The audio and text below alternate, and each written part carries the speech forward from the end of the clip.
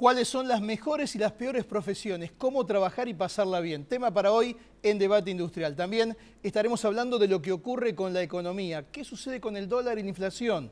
¿Podrá bajar? ¿De qué manera? ¿Hasta cuándo seguirá el escenario económico que se ha planteado en los últimos tiempos? Nos dedicaremos a conocer qué sucede con las pymes, cuáles son sus problemas y cómo producir con la economía de hoy dentro del escenario incluso de la sustitución de importaciones. Y no nos vamos a olvidar dentro de ese escenario lo que ocurre con los salarios. ¿Hay aumentos de trabajo? ¿Qué pasa con las paritarias? Todos estos temas iremos proyectando en la próxima media hora en Debate Industrial. Soy Néstor Esclausero y ya comenzamos a compartirlo.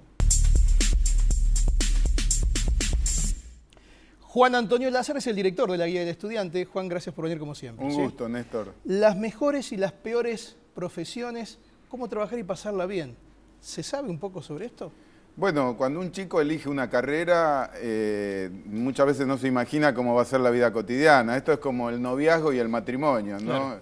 La elección de carrera es un poco el noviazgo y después viene la realidad cuando tenés que salir a ganarte el sustento con la profesión, que ahí empieza el matrimonio, que puede ser muy penoso o puede ser una pareja feliz, ¿no? Ahora, ¿y cómo saber previamente de qué manera voy a estar cuando empiece a trabajar? Bueno, una cuestión muy sencilla es recorrer los lugares de trabajo, ver la realidad. Hay gente que se mete en la carrera de medicina sin saber que es una de las profesiones más estresantes, con mayores problemas de estrés y mayores problemas de horario. Entonces hay una distancia muy grande entre la fantasía y la realidad. Con tu profesión también. Por ejemplo, el periodismo está entre las que tienen más problemas de estrés, sí, más divorcios, más problemas de todo tipo, de salud, ¿no? Por el nivel de exigencia que tiene la profesión. Y cuando vos hablás con un estudiante, tiene la ilusión que va a trabajar, no sé, viajando de corresponsal en claro, Londres. Son todas cosas lindas, ¿no? Claro, ¿no? exacto. Bueno, yo en ese caso siempre digo, incluso a mis alumnos, que para eso dediquen su estudio a, por ejemplo, a la carrera de guía de turismo, si quieren viajar, ¿no? Y pasarla bien. ¿Y qué detalle me dispara a mí saber si estoy con una profesión que me hace feliz en ese escenario, más allá de lo que a mí me gusta, de ese entorno laboral? Bueno, una cuestión muy útil es que cuando uno tiene verdadera vocación, las dificultades no debilitan la vocación, al contrario. Uno cuando habla con un médico que está frente a una dificultad lo ve con apasionamiento, a veces incluso con cierto distanciamiento. Mirá qué tumor interesante, ¿no? Lo ve con la verdadera vocación del la profesión por encima de lo que pasa. Claro, exacto, esa es una cuestión. ¿Y cuáles son esas carreras? ¿Tenés alguna, más allá de las que nombraste, incluso algunas que pueden estar muy marcadas hacia un lado o hacia otro? Y bueno, las que en este momento tienen mejor calidad de vida son todas las que tienen que ver con la matemática aplicada, ¿no? Todas las que tienen que ver con el diseño, ¿no? Siempre y cuando haya trabajo. Te guste. Claro, ¿no? Por supuesto, dejando siempre, de lado la vocación. Suponiendo que eso siempre te tiene que gustar. Claro. ¿no? Estudia lo que uno le gusta. Y las más estresantes están, como te decía, medicina, periodismo, todo lo que tiene que ver con el día a día, con lo urgente, con lo que hay que sacar en el momento. Gastronomía es una carrera con un alto nivel de estrés. También se vive con un campo de gran fantasía, ¿no? La gente cree que pone un restaurante y soluciona los problemas. Claro. Juan, y estuviste varios días en la Feria del Libro, que está terminando ahora, con mucha gente, o chicos sobre todo, intentando conocer qué estudiar para tener posibilidades laborales. Bueno, impresionante la cantidad de gente. El viernes pasado hemos distinguido una personalidad de tu profesión, a Sergio Rubín, y conversó con estudiantes en el salón más grande de la feria. Y mañana cerramos con la presencia del rector de la Universidad de Buenos Aires, que nos cierra todos los años, nos acompaña, rectores de universidades del interior, que este año hemos incorporado, que hay una gran cantidad de universidades del interior que tienen poca figuración en la Feria del Libro y estuvieron presentes, la de La Rioja, Cuenca del Plata de Corrientes, ¿no? Y mañana, como te digo, Rubén Aliú va a hablar con los chicos sobre las posibilidades de estudiar en la Universidad de Buenos Aires, también va a estar el rector de la Universidad de la Cuenca del Plata y vamos a premiar a una persona muy respetada por vos, porque lo he cursado en tu programa, que es el doctor Héctor Polino, maestro mayor de obra, escribano, diputado de los verdaderos socialistas, ¿no? Los socialistas de los tiempos de antes. De manera que va a ser muy agradable el encuentro, están todos invitados, entrada libre y gratuita, y no se olviden que mañana termina la feria y después ya hasta el año que viene. ¿A partir de qué hora es eso? A las 14:30 es este acto y después hasta las 21 va a estar abierta la Feria del Libro en la Rural, para accesible a todos y a este evento en forma gratuita, por supuesto. Juan, como siempre, muchas gracias. Un gusto, Néstor. Pausa la primera, ya volvemos.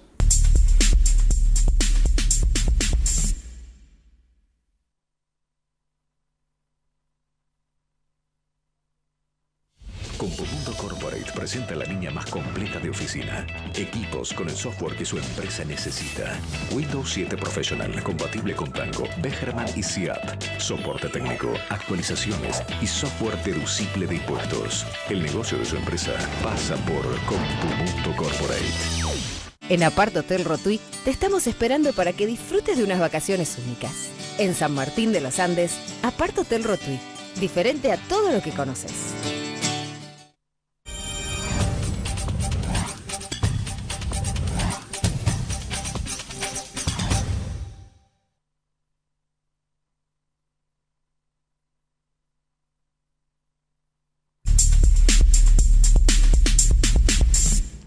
Alejandro Díaz es un colega, periodista especializado en cuestiones sindicales, sigue muy de cerca ese mundo. Alejandro, gracias por venir. Por favor.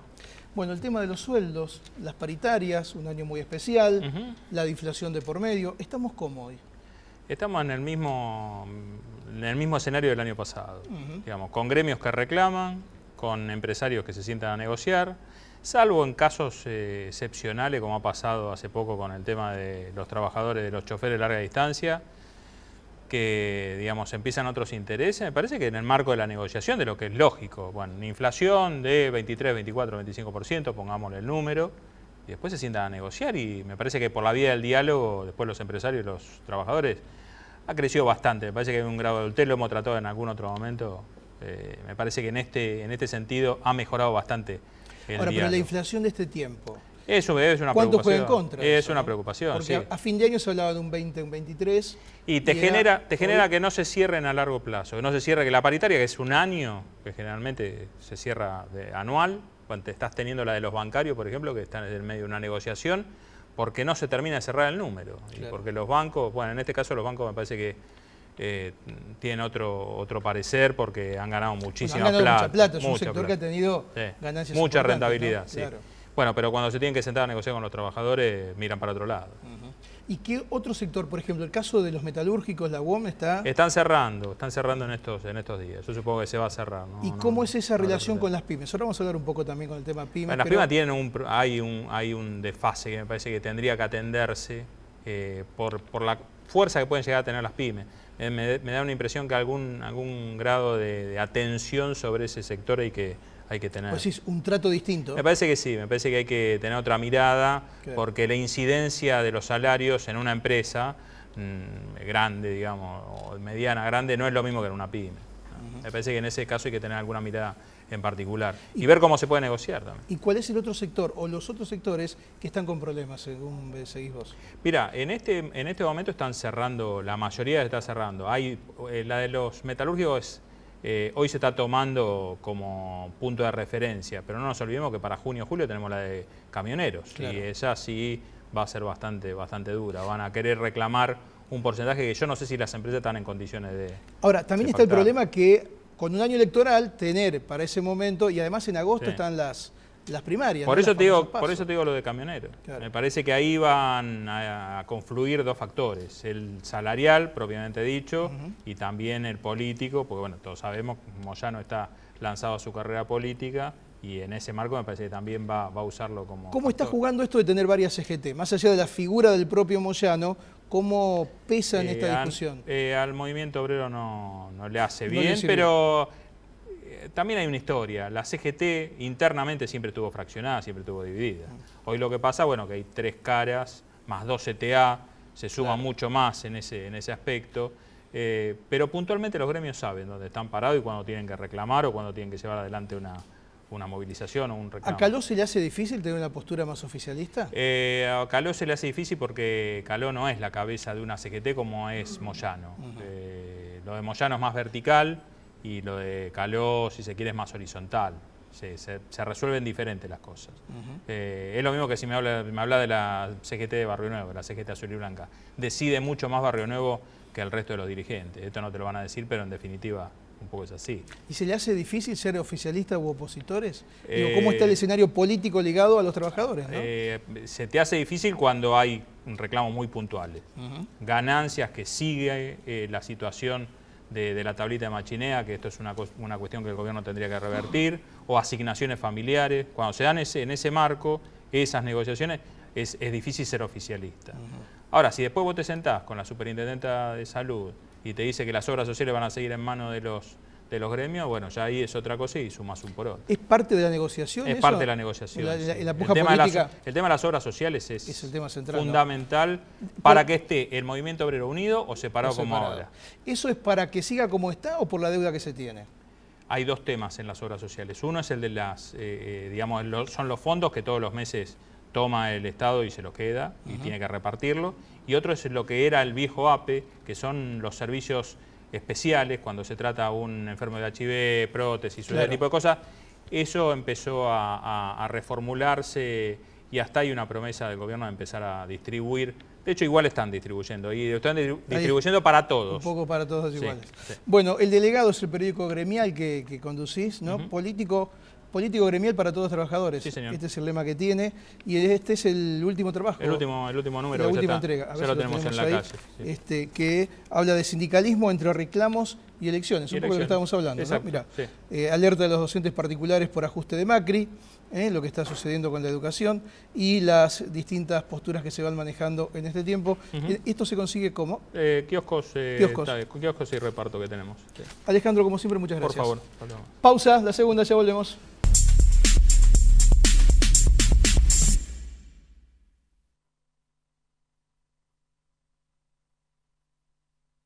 Anticiparse es parte del negocio. En estas fiestas, adelanta la compra de regalos de tu empresa y aprovecha estos beneficios. Amplia variedad de productos, órdenes de compra para Garbarino y Garbarino Viajes e importantes descuentos por volúmenes de compra. Conectate con nuestros ejecutivos de cuentas. Garbarino, garantía de confianza.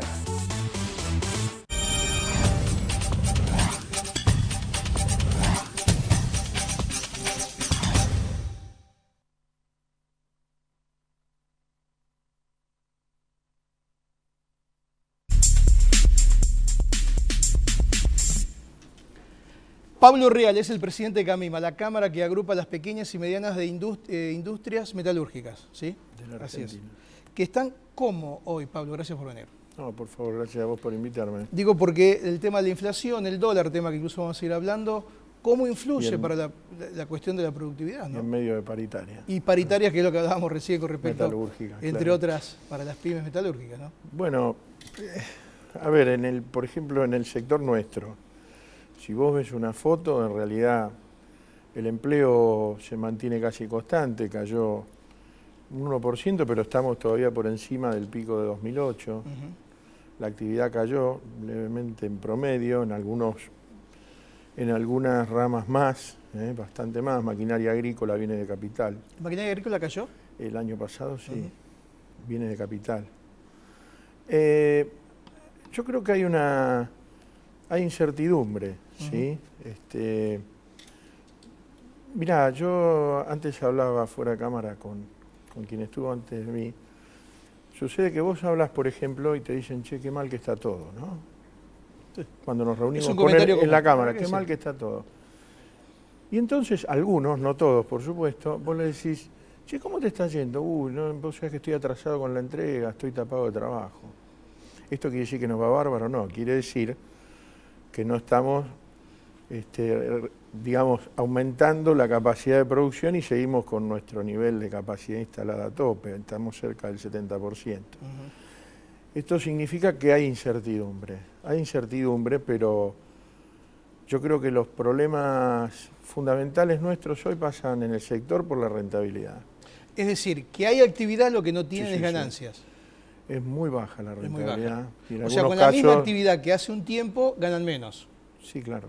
¿Y eso tiene que ver con qué? ¿Con la inflación? ¿Tiene que ver con la competitividad? ¿Tiene que ver con pérdida de mercados? No, es un fenómeno, yo diría, un conjunto de variables, ¿no? Por un lado, vos tenés que, digamos, la sobreoferta en el mundo es un tema competitivo, claro, digamos, ¿no? Estamos compitiendo con mucha más gente de forma mucho más agresiva. Por otro lado, tenés una evolución de costos, ya sea de mano de obra, que en nuestro sector influye muchísimo, de materias primas, pero fundamentalmente de servicios, y la presión impositiva, que realmente es muy alta. Para las pymes no ha cambiado, o sea, ¿es igual Coca-Cola que el taller de acá a la vuelta? Y sí, salvo que, bueno, una medida muy buena que se ha tomado ahora es la nueva resolución de CEPYME, donde se recalifica, se cambia el criterio, se pasó de 82 millones de facturación a 183 en industrias y te permiten de ahí deducir el 50% de las exportaciones. Esas son medidas que, porque vos ahí accedes a un montón de instrumentos promocionales, ¿no? Esas medidas ayudan, pero la verdad es que el costo de la energía aumentó mucho, el costo financiero es altísimo. Los bancos no han cambiado, digamos, el sistema bancario no ha cambiado. Y tenemos la misma ley del triste proceso. La pregunta que hago es, ¿hay creación de nuevas empresas? ¿Hay, digamos, hay nuevas pymes que se van iniciando o tienen que ver con lo que decía al comienzo, en donde esto está frenado? Porque hasta hace un tiempo todos venían y decían, bueno, vamos a abrir un poco más, vamos a agrandar. ¿No? No, lo que no hay es... Nuevos actores. No, sí. De hecho, la tasa de emprendedorismo de la Argentina es muy alta y el sector metalúrgico no escapa de eso, y la mayoría son jóvenes, lo cual es muy bueno. Lo que hay sí es un parate en el sentido de decir, produzco, trabajo, pero espero, para hacer inversiones, para tomar decisiones de ese tipo. Y eso no está siendo grave, pero sí no debería sostenerse, porque entonces puede afectar. ¿Cómo juega la inflación y el dólar dentro de este escenario? A ver, el dólar paralelo... Sí, a ver, el dólar entendido como el efecto dólar para el común de la gente, más allá del yo no paralelo soy del economista, otro. pero te digo, lo veo. Primero, en la economía formal el dólar blue no existe. Yo vendo cotizando, por ejemplo, en dólares, porque le vendo al sector del petróleo y compro insumos importados o a través de distribuidor o directo, y todo es a 5.10, 5.20, ¿sí? Lo que tiene el dólar blue, me parece a mí, es que genera muchísima preocupación en el empresario pyme, porque en realidad el empresario pyme no está jugando ¿sí? con los dólares. Digo, tener una fábrica no es eso. Entonces, lo que sí lo frena, ¿viste? Cuando dice, bueno, voy a comprar una máquina a tanto, y hace así, ¿viste? ¿Y no hay insumos a 10? Porque muchos dicen que cuando van a comprar cosas aparecen a 10. Yo no los vi. Y te diría, si aparecen a 10 es porque lo compras seguramente de manera informal. Digo, el dólar de 10 es informal. Para pagar el producto de 10... Pero ¿y quién va a convalidar en una economía blanca un valor de 10 pesos si no lo es? Digo, no es que niego el dólar blue, me refiero, si vos comprás en blanco y vendés en blanco, no tenés posibilidad del dólar blue. Está bien. ¿Y eso psicológicamente sí influye entonces? Por supuesto. En ese parate quizás psicológico, decir, no hago nada porque está a 10? No sé si es no hago nada porque está a 10, pero genera, digamos, está todo el día, todo el mundo hablando grandes titulares, el dólar ocupa mucho de nuestro tiempo de pensamiento, ¿no? Entonces, a veces, mucha gente, vos lo ves hasta en los bares, ¿no? Yo el otro día cuando anunciaban las medidas estas de blanqueo, había una señora al lado mío, empiezan esto, y empezó a hacer un análisis que parecía que estaba hablando el ministro de Economía. Claro. Y dudo que ella tenga dólares. Pero acá somos todos ministros de Economía y todos técnicos de foto. Pero aparte que hablamos del impacto que va a tener cuando en lo personal a muchos de nosotros no nos va a tocar. Pero quiero decir, igual en ese caso, claro que genera expectativas negativas. Si vos escuchás todo esto y lo ves el número, no todo el mundo tiene claro qué volumen hay, cuánto influye, ¿no? Entonces, claro que preocupa. Y al final termina generando cosas que no pasan por el que compra o vende. Exactamente, es un círculo. Pablo Reale, gracias por contarnos esto. Muy amable. Gracias a vos. Pausa la última, ya volvemos.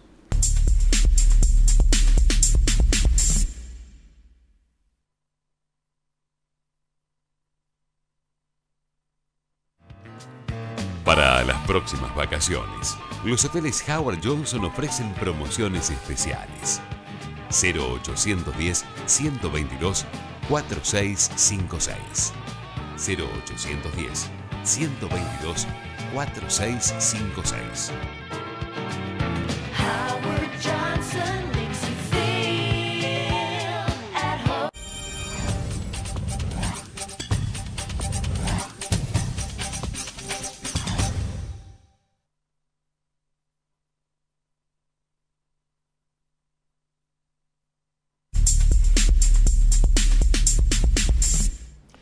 Jorge Todesca fue viceministro de Economía. Es economista. Jorge, gracias por venir. No, gracias por la invitación. ¿Por qué sube?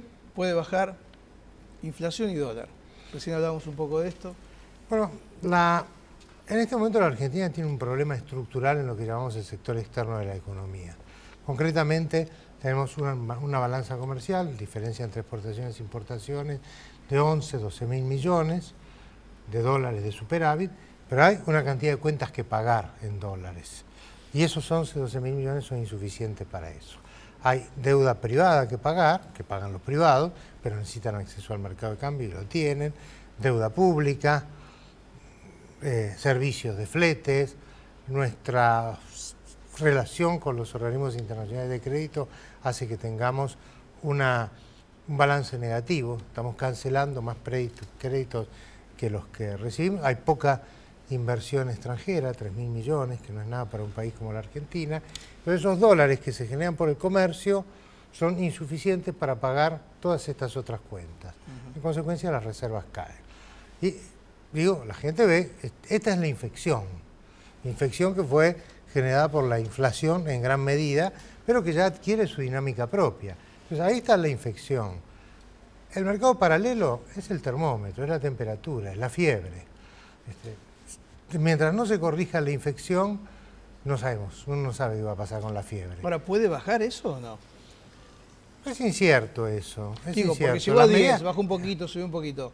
Es una barrera muy grande de los 5 y pico. Claro. Suponiendo que pueda bajar, ¿a cuánto va a llegar?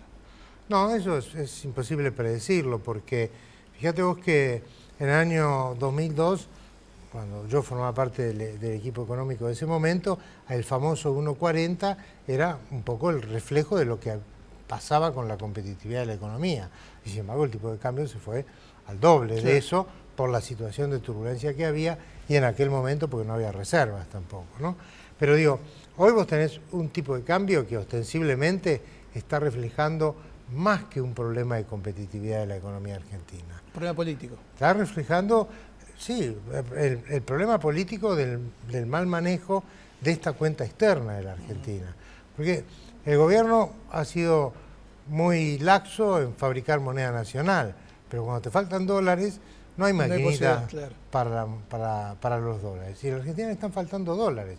Hay cosas que se han agravado, como por ejemplo que tenemos una balanza de combustibles, balanza comercial entre importaciones y exportaciones, que va a dar un saldo probablemente de 6.000 millones negativos, cuando hace 3 años la teníamos positiva. Claro. Entonces ahí hubo un deterioro que tiene que ver con esta cuestión de la no política energética. O sea que energía y pago de la deuda son las mayores salidas de... Pago de la deuda privada, pago de la deuda pública no hay tantos este año, pero los privados también cancelan su deuda. Vos ponete en un privado que tiene tomada deuda en el exterior. No va a pedir que le refinancien la deuda, va a tratar de cancelarla, porque hoy la cancela a 5.20. Claro. ¿No? Si pide un crédito adicional no o sabe a cuánto va a ser una refinanciación, a lo mejor tiene que pagarlo a otro valor, sin duda a un valor superior. Entonces, el que tiene deuda con el exterior cancela. Cancela todo lo que puede, necesita para eso autorización del Banco Central, pero el Banco Central no puede no darla si está declarada la deuda previamente, porque sería un nuevo default de la Argentina. Entonces, ahí es donde yo creo que el gobierno ha mirado mal este problema y, bueno, y obviamente no lo está resolviendo. ¿Cuánto pesa en todo esto o en todo caso cuál es la gravedad de la inflación? Porque sobre el dólar se discute esto, si es importante o no es importante el paralelo, digo, ¿no? ¿Sobre la inflación la cosa es distinta? No, la inflación está en este momento instalada como un fenómeno crónico. El Banco Central ha moderado un poco la expansión monetaria, pero la inflación permanece alta a pesar del congelamiento y te va produciendo una erosión adicional. El gobierno está haciendo una tasa de devaluación que hoy anualmente es del 17%. No sé por qué la presidenta dice que no devalúa, porque en el último año devaluó 17%. Pero está corriendo de atrás esa carrera. Una carrera que significa que desde que esta administración con Néstor Kirchner entró a gobernar, ha hecho una devaluación ya del 70%, de aquel 3 y pico al 5.20, una devaluación bastante respetable. Y sin embargo, no se nota y los problemas han seguido. ¿Por qué han seguido? por qué ha estado esa tasa de devaluación por debajo de la tasa de inflación, además la inflación no reconocida. Bueno, un día se te arma una tormenta perfecta con todas estas cosas. ¿Y estas medidas con el tema del blanqueo, hasta cuánto pueden ayudar?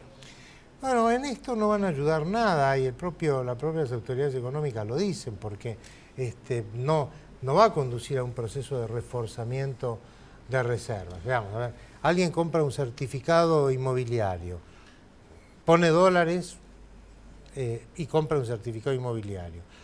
Le da a su vendedor ese certificado, el tipo va por la otra ventanilla del banco y se lo vuelve a llevar. Claro. Es lo que va a hacer. Entonces eso es un pasamanos que, bueno, a lo mejor motoriza algo la actividad inmobiliaria, que el propio gobierno con sus medidas en realidad ha introducido un retroceso fuerte.